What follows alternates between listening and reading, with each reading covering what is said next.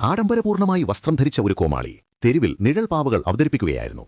അവ വളരെ യാഥാർത്ഥ്യബോധത്തോടെ കാണപ്പെട്ടതിനാൽ ജനക്കൂട്ടം ഞെട്ടലിന്റെ നിലവിളികൾ പുറപ്പെടുവിച്ചു. അടുത്ത നിമിഷം നിഴൽ ദിനോസർ അതിന്റെ വലിയ വായ തുറന്ന് കാഴ്ചക്കാരെ വിഴുങ്ങി.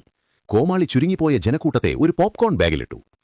ഒരു ചെറിയ അമേരിക്കൻ പട്ടണത്തിന്റെ രാത്രി ആകാശത്ത് ഒരു മിന്നുന്ന ഉൽക്ക കുറുകെ വന്നു. പ്രാന്തപ്രദേശങ്ങളിൽ ഒരു ഡേറ്റിംഗിൽ ഏർപ്പെട്ടിരുന്ന ദമ്പതികളായ മൈക്കും ഡെബിയും വെളിച്ചം കണ്ടു.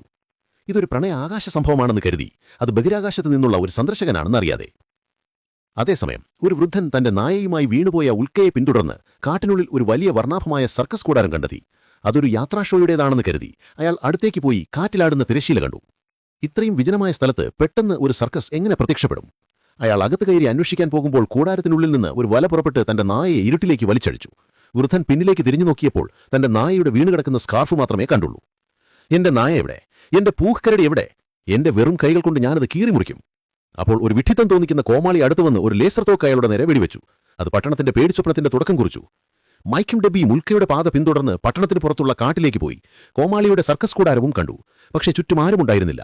എന്തോ കുഴപ്പം തോന്നിയ ഡെബി മൈക്കിനെ വലിച്ചിഴയ്ക്കാൻ ആഗ്രഹിച്ചു. പക്ഷേ അവൾ കൂടുതൽ ഭയന്നു പോകുന്തോറും കൂടുതൽ കൗതുകം തോന്നി അകത്തേക്ക് പോകാൻ നിർബന്ധിച്ചു.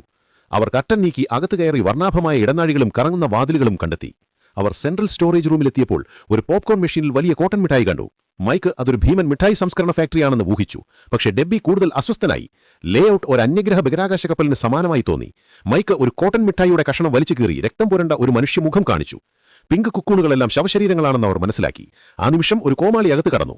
പോപ്കോൺ മെഷീൻ ഉപയോഗിച്ച് ടിങ്കർ ചെയ്യുന്നതിന് മുമ്പ് പുതുതായി പൊതിഞ്ഞ കോട്ടൺ മിഠായി കുക്കൂണുകൾ ഒരു റാക്കിൽ തൂക്കിയിട്ടു. കോട്ടൺ മിഠായി ബ്ലോബിൽ മൈക്കിന്റെ സുഹൃത്തുണ്ടായിരുന്നു. ഭയന്ന മൈക്ക് തന്റെ ഫ്ലാഷ് ലൈറ്റ് താഴെയിട്ട് കാമുകിയെ പിടിച്ച് ബോൾട്ട് ചെയ്തു. കോമാളി ഒരു പോപ്കോൺ തോക്കുമായി അവരെ പിന്തുടർന്നു.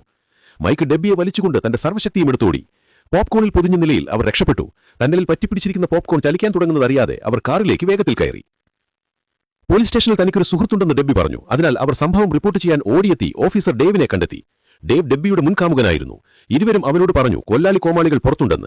ഇതിനകം തന്നെ നിരവധി പേരെ കൊലപ്പെടുത്തി ഇരകളെ പോപ്കോൺ തോക്കിൽ കോട്ടൺ മിഠായിൽ പൊതിയുന്നു. ഡേവ് അമ്പരന്നു. അവന്റെ അരികിലുണ്ടായിരുന്ന മുതിർന്ന ഓഫീസർ അതൊട്ടും വിശ്വസിച്ചില്ല. അവരോട് പോയി കുഴപ്പങ്ങൾ നിർത്താൻ പറഞ്ഞു. സംശയമുണ്ടെങ്കിലും ഡെബി തന്റെ മുൻകാമുകനായിരുന്നു. എല്ലാത്തിനുമുപരി ഡേവ് അത് പരിശോധിക്കാൻ തീരുമാനിച്ചു.